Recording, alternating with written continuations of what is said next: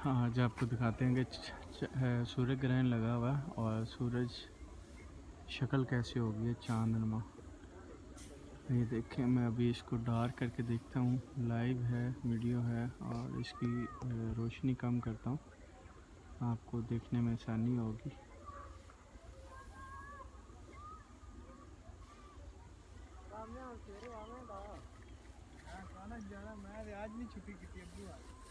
ये देखें, हाफ चांदनमा शक्ल बनी हुई। अल्लाह बरहक ज़ात है। वीडियो को ज़्यादा से ज़्यादा शेयर करें, ज़्यादा से ज़्यादा वीडियो को शेयर करें। पेज को लाइक भी करें, फॉलो भी करें। आपको लेटेस्ट वीडियो दिखा रहे हैं। और आज मंगल का दिन है और टाइम हो रहा है, आपको दिखा सकता हूँ, 5:06 है और 25 डेट है अक्टूबर की, मंगल का दिन।